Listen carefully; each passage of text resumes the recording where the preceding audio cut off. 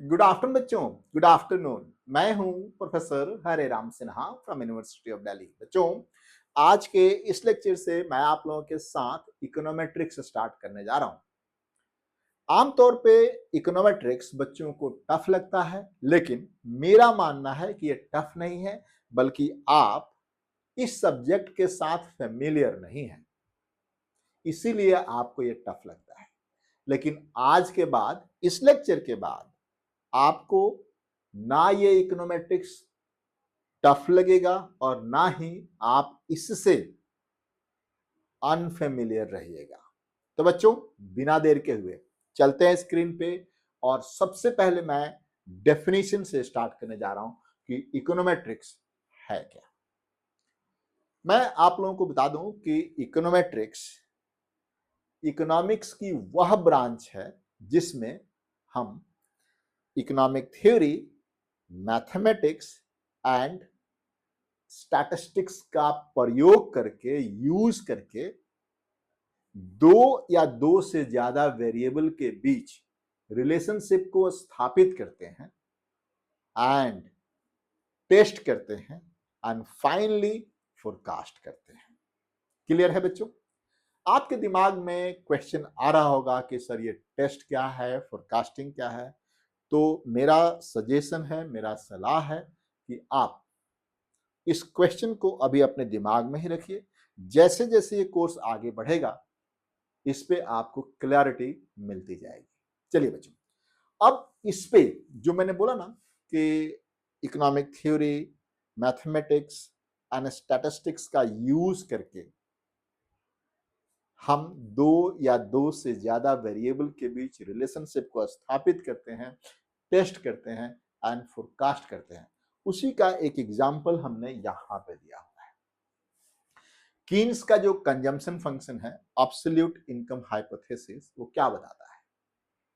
वो बताता है कि इनकम बढ़ने से कंजम्पशन बढ़ती है। अब ये क्या है? ये है economic theory. I repeat again, ये क्या है? ये है इकोनॉमिक थ्योरी।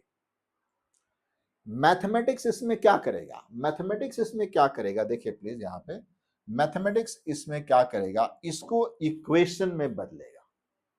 इसको इक्वेशन में बदला। ये देखिए, c equals to C naught plus C1y d। ठीक है, इसको मैथमेटिक्स ने, ये देखिए, ये क्या था? Economic theory. ये क्या है? मैथमेटिक्स, है ना? इसने इक्वेशन में बदल दिया। अब स्टैटिस्टिक्स का क्या काम होगा? स्टैटिस्टिक्स डेटा कलेक्ट करेगा।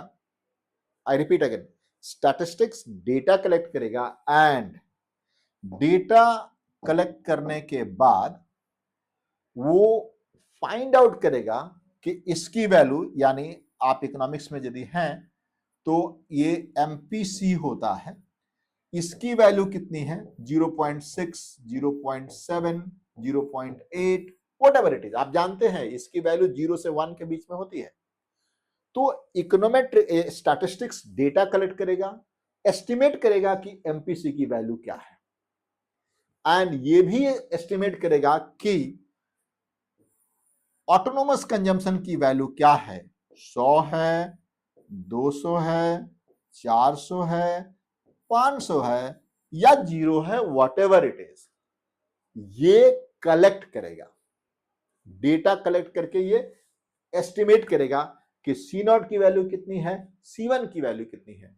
उसके बाद आपको पता चल जाएगा कि 1 रुपया आपकी इनकम बढ़ती है तो कंजम्पशन कितना बढ़ेगा। देखिए प्लीज, मैं आपको यहां पे थोड़ा सा बता भी देना चाहता हूं। देखिए प्लीज, यहां पे मान लेते हैं, ये देखिए, मान लेते हैं कि सी नॉट की वैल्यू, जो सी नॉट की वैल्यू 400 है, C1 यानी एमपीसी की वैल्यू 0.6 है। तब इक्वेशन कैसे बनता है और कैसे आप इसको फोरकास्ट कर सकते हैं?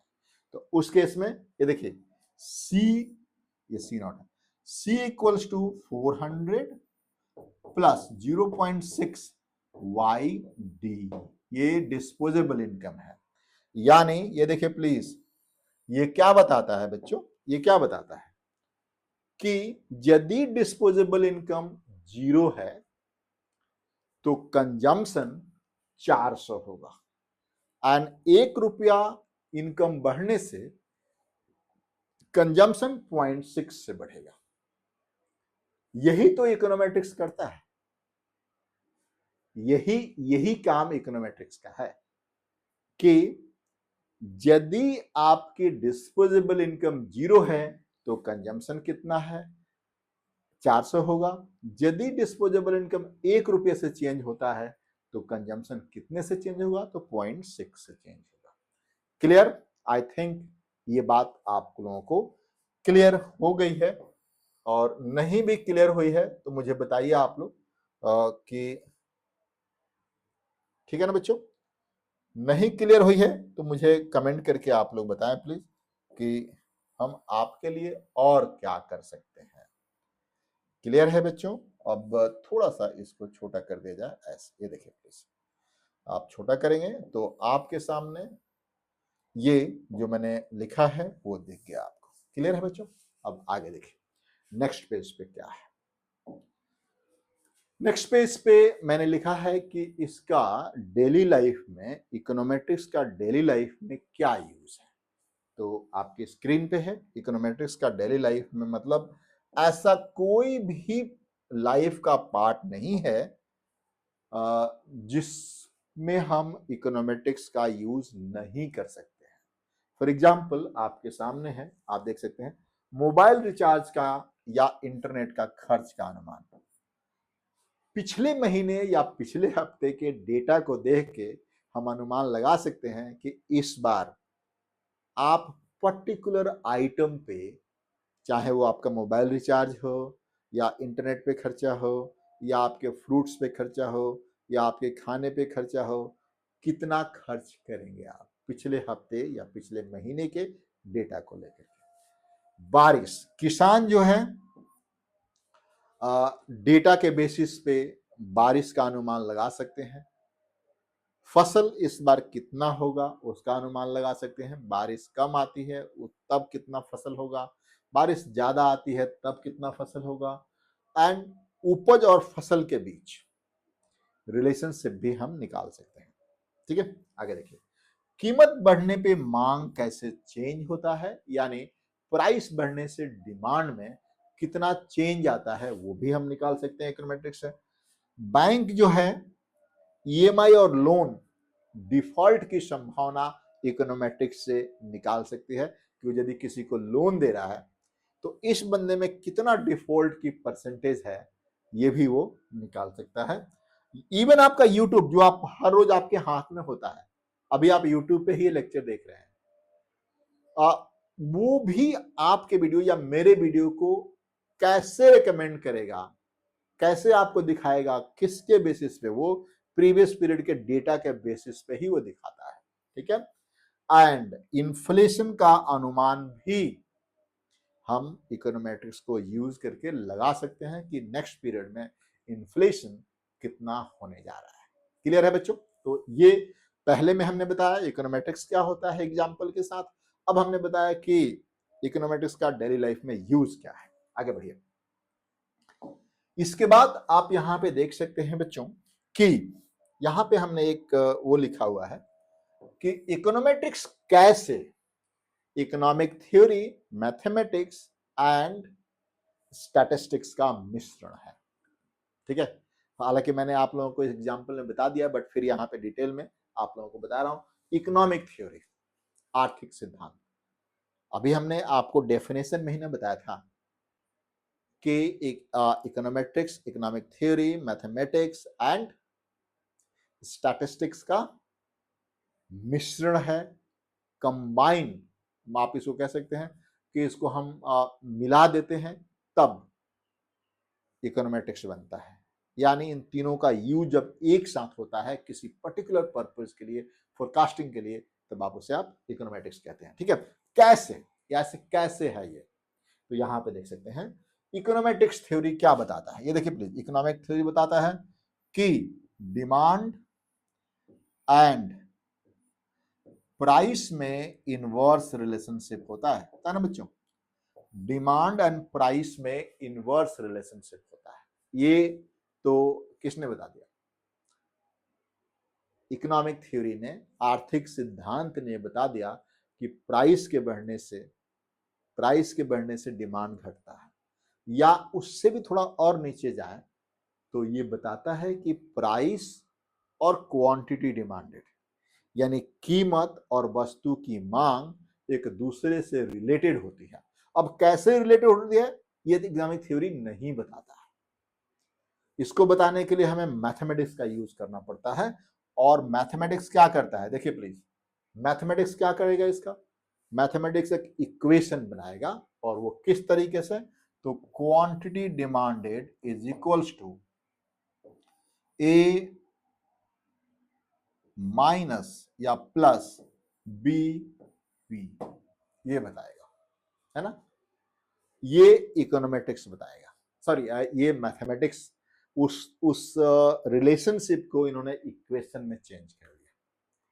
ठीक है, अब डिपेंड करता है कि ये जो माइनस है ना बच्चों, ये जो प्लस है, ये माइनस होगा कि प्लस होगा, अब ये डेटा पे डिपेंड करता है, और डेटा टाइप्स ऑफ गुड्स पे डिपेंड करता है ना? मान लेते हैं कि ये गिफिन गुड है, तब ये प्लस हो जाएगा, नॉर्मल गुड है तब ये निगेटिव हो जाएगी, है ना? तो ये इसको डेटा में मतलब इक्वेशन में कन्वर्ट करता है। एंड तीसरा जो स्टैटिस्टिक्स है, अब वो डेटा कलेक्ट करके फाइनली आपसे बताता है कि 1% या 1 रुपया प्राइस बढ़ने से क्वांटिटी में कितना चेंज आता है। यानी अभी हमने क्या बताया बच्चों? Quantity demanded is equals to A plus BP, है ना? अब इकोनोमेट्रिक्स क्या करेगा बच्चों? ये स्टैटिस्टिक्स क्या करेगा? यहां पे इसकी और इसकी वैल्यू निकालेगा, है ना? अब इसकी वैल्यू मान लेते हैं कि 200 निकाला इन्होंने, और बी की वैल्यू निगेटिव है, मान लेते हैं -0.5 है, पी है। तो ये आपका क्वांटिटी डिमांड का इक्वेशन निकल गया। और ये किससे निकला? ये तो निकला आपका स्टैटिस्टिक्स से। आप लोग एंजॉय कर रहे हैं इकोनोमेट्रिक्स? इकोनोमेट्रिक्स कुछ नहीं है यार, आप लोग खामखा इससे डरते हैं। तो ये चीजें आप लोगों को समझनी पड़ेगी। अब आप इससे फोरकास्ट कर सकते हैं कि यदि फ्यूचर में प्राइस 2 रुपया से बढ़ता है तो क्वांटिटी डिमांडेड कितने से? 1 यूनिट से घट जाएगा। परसेंटेज में भी कर सकते हैं और एब्सोल्यूट नंबर में भी आप कर सकते हैं। क्लियर है? तो अभी हमने आपको बता दिया इकोनोमेट्रिक्स क्या होता है, इसका डेली लाइफ में यूज क्या है, एंड क्यों ये economic theory, mathematics and statistics का मिश्रण है। चलिए अब हम आगे बात करेंगे बच्चों इसमें। अब इसमें मेथडोलॉजी हम क्या यूज करते हैं? मतलब इकोनोमेट्रिक्स में जब हमें हाइपोथेसिस से लेकर के, मतलब इकोनॉमिक थ्योरी से लेकर के फोरकास्टिंग तक कैसे हम स्टेप बाय स्टेप फॉलो करते हैं, उसे हम आप मेथडोलॉजी कहते हैं, हिंदी में कार्यविधि कहा जाता है। देखिए प्लीज, आर्थिक सांख्यिकी यानी इकोनोमेट्रिक्स की कार्यविधि निम्नलिखित चरणों में आगे बढ़ती है। पहले चरण में हम क्या करते हैं? हाइपोथेसिस बनाते हैं। यानी ये देखिए, सिद्धांत या परिकल्पना का कथन होता है, स्टेटमेंट ऑफ हाइपोथेसिस, या आप कह सकते हैं स्टेटमेंट ऑफ थ्योरी आप कह सकते हैं। जैसे मैंने बताया आप लोगों को कि डिमांड एंड प्राइस एक दूसरे के साथ रिलेटेड होते हैं, या फिर आप कह सकते हैं कि इनकम बढ़ने से कंजम्पशन बढ़ता है, बट कितना बढ़ता है ये नहीं पता है ना? तो सबसे पहले आप थ्योरी को स्टेट करते हैं, थ्योरी को बताते हैं, स्टेटमेंट ऑफ थ्योरी और हाइपोथेसिस। ठीक है बच्चों, आगे देखिए। इसके बाद दूसरा जो है, जो हमने कंजम्पशन का जो मॉडल लिया था ना अभी, कि इनकम बढ़ने से कंजम्पशन बढ़ता है। अब ये देखिए, उपभोग के गणितीय मॉडल का निर्देशन यानी स्पेसिफिकेशन ऑफ मैथमेटिकल मॉडल, है ना। जैसे मैंने बताया कि सबसे पहले आप क्या करते हैं कि इकोनॉमिक थ्योरी को स्टेट करते हैं, मतलब बताते हैं कि ये इकोनॉमिक थ्योरी होता है। दूसरे में जो हम उसका मैथमेटिकल मॉडल बनाते हैं, क्या बनाते हैं बच्चों, उसका मैथमेटिकल मॉडल बनाते हैं। जैसे यहाँ पे देखिए इनकम, ये देखिए आपके पास, ये देखिए मैं इसको थोड़ा हाईलाइट कर देता हूँ यहाँ पे दूसरे कलर से। ये देखिए y equals to beta one plus beta two X. यहाँ पे आप देख सकते हैं हमने यहाँ पे लिखा हुआ है बच्चों कि y क्या है, कंजम्पशन है, x क्या है, इनकम है। यानी इनकम के बढ़ने से कंजम्पशन बढ़ेगा, ठीक है।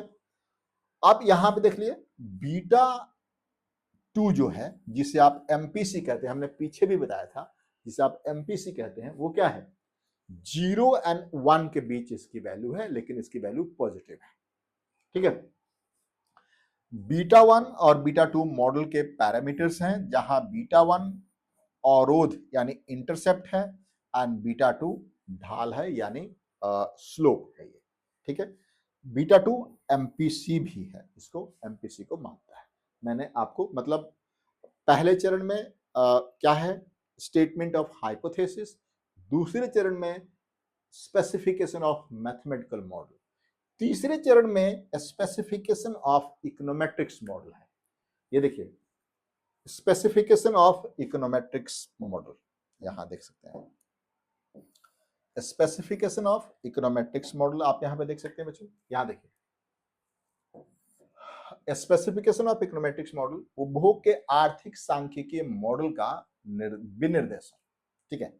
अब यहां पे क्या है, मैं थोड़ा सा इसको और आगे बढ़ाता हूं यहाँ पे और आपको पहले समझाता हूं। ये देखिए जैसे हमने अभी एग्जांपल में क्या लिया कि y हमारा कंजम्पशन है, ठीक है ना, बीटा नॉट हमारा क्या है, बीटा वन इसको लिया था हमने, बीटा वन हमारा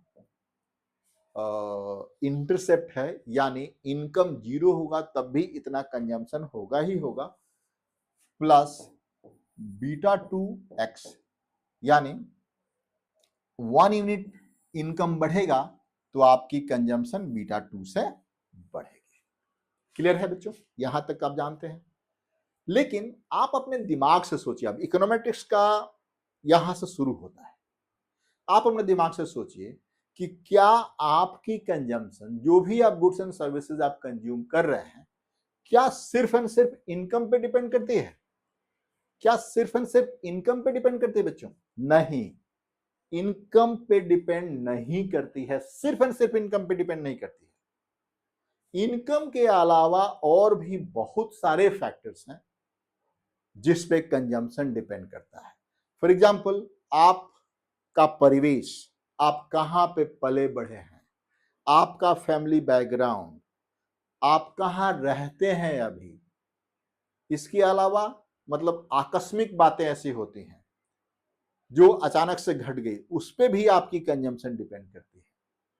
तो इस मॉडल में हमने सिर्फ इनकम लिया है, लेकिन इसके अलावा इनका कंजम्पशन को अफेक्ट करने वाले, कंजम्पशन को प्रभावित करने वाले और बहुत ही कारक है, बहुत ज्यादा फैक्टर्स हैं, उसको हमने एक एरर टर्म्स में यहां पे ले लिया। इसको आप एरर टर्म्स कहते हैं, जिसमें जितने लेफ्ट आउट फैक्टर्स हैं वो सब के सब यहां इंक्लूडेड है। इनकम के अलावा जितने फैक्टर्स हैं जो कंजम्पशन को अफेक्ट करते हैं वो सब के सब यहां पे इंक्लूडेड है। क्लियर है? और इसे ही आप स्पेसिफिकेशन ऑफ इकोनोमेट्रिक्स मॉडल कहते हैं बच्चों। क्लियर है? तीसरा स्टेप्स है, पहले स्टेप में statement of hypothesis, specification of mathematical model, specification of econometrics model. अब आगे देखिए तीसरा क्या है, चौथा देखिए नेक्स्ट स्टेप में हम करेंगे बच्चों कि डेटा। अब हमें डेटा चाहिए, अब हमें डेटा चाहिए इनकम का एंड कंजम्पशन का। अब डेटा को हम किस सोर्स से, प्राइमरी सोर्स से हम कलेक्ट करते हैं या सेकेंडरी सोर्स से कलेक्ट करते हैं, वो आपके ऊपर डिपेंड करता है। एंड जनरली यहाँ पे क्रॉस सेक्शन डेटा होता है, टाइम सीरीज डेटा होता है एंड पैनल डेटा होता है। इन सब को हम आगे बात करेंगे कि क्रॉस सेक्शन डेटा क्या होता है, टाइम सीरीज डेटा क्या होता है एंड पैनल डेटा क्या होता है। वन बाय वन हम सबकी बात करेंगे। इसके बाद यहाँ पे देख सकते हैं जो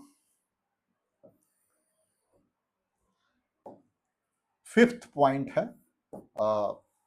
इसमें मेथोडोलॉजी में, वो है अब इसका हम एस्टिमेशन करते हैं। जैसे हमने बोला था ना कि beta not, beta 1 and beta 2 का एस्टिमेशन करना। अब इसको एस्टिमेट करने के लिए हमारे पास बहुत सारे मेथड है, जैसे ऑर्डिनरी लिस्ट स्क्वायर मेथड है, मैक्सिमम लाइक्लीहुड मेथड है, जनरलाइज्ड लिस्ट स्क्वायर मेथड है। वो आगे सारी बातें हम आपके साथ डिस्कस करेंगे। यहाँ पे आप देख सकते हैं ओएलएस मेथड है, ठीक है ना, मैक्सिमम लाइक्लीहुड मेथड है, अलग अलग मेथड्स है और अलग अलग मॉडल के साथ ये फिट होते हैं। आपको ड्यू कोर्स में हम आपको इसके साथ पूरा डिस्कस करेंगे, ठीक है। ये अभी अभी हम मेथडोलॉजी बता रहे हैं कि इकोनोमेट्रिक्स को हम कैसे आगे बढ़ाते हैं। इसके बाद हाइपोथेसिस टेस्टिंग, ये आपके एग्जाम में मुझे लगता है कि बार बार क्वेश्चन पूछा जाता है, हालांकि यहाँ पे सिर्फ स्टेप्स बता रहा हूँ। हाइपोथेसिस टेस्टिंग एक अलग से चैप्टर है, वो हम करेंगे उसको, ठीक है। अब मैं आपको यहाँ पे बताना चाहता हूँ, देखिए मान लीजिए कि आपके पास ये था ना y कंजम्पशन था is equals to beta 1 plus beta 2 X plus U Y, है ना। मान लेते हैं एस्टिमेशन के बाद आपने इसकी वैल्यू एस्टिमेट करा कि ये 0.4 है, ठीक है। आपने ये एस्टिमेट कर दिया कि ये 0.4 है, लेकिन ऑन एवरेज से क्या ये ऑन एवरेज के बराबर है कि नहीं है, इसी को आप टेस्टिंग कहते हैं कि आपका एस्टिमेशन सोसाइटी के एस्टिमेट से, जो लॉन्ग बड़े लेवल पे जो एस्टिमेट्स है उससे उसके बराबर है कि नहीं है, क्या इसको एक्सेप्ट किया जा सकता है या नहीं किया जा सकता है, इसको आप टेस्टिंग कहते हैं। आगे बात करेंगे। टेस्टिंग के बाद अब हम फोरकास्टिंग की बात करते हैं बच्चों। टेस्टिंग के बाद हम फोरकास्टिंग करते हैं कि ठीक है, हमने टेस्ट कर लिया कि 1 रुपए का इनकम बढ़ेगा तो कंजम्पशन कितने से बढ़ेगा, तो अब हम इसमें फोरकास्ट कर सकते हैं फ्यूचर में कि अगले 2 साल में यदि हमारी इनकम 1 करोड़ होती है तो हमारी कंजम्पशन कितनी होगी, सिर्फ फोरकास्टिंग कहते हैं। एंड फाइनली इसको हम यूज करते हैं किसमें बच्चों, इसको हम यूज करते हैं किसमें, नीति निर्माण में, पॉलिसी मेकिंग में, कि एक पर्टिकुलर सेक्टर में कंजम्पशन इतना बढ़ने वाला है, तो यदि कंजम्पशन बढ़ने है तो इसका डिमांड बढ़ेगा, डिमांड बढ़ने से प्रोडक्शन भी हमें बढ़ानी पड़ेगी, सप्लाई चेन को ठीक रखना पड़ेगा। ये सारी की सारी चीजें हमें करनी पड़ेगी, पॉलिसी मेकिंग में होता है। यानी हमने अभी पढ़ लिया methodology in econometrics and econometrics होता क्या है। आगे हम बात करेंगे नेक्स्ट चैप्टर की। तब तक के लिए जय हिंद, जय भारत। थैंक यू बच्चों।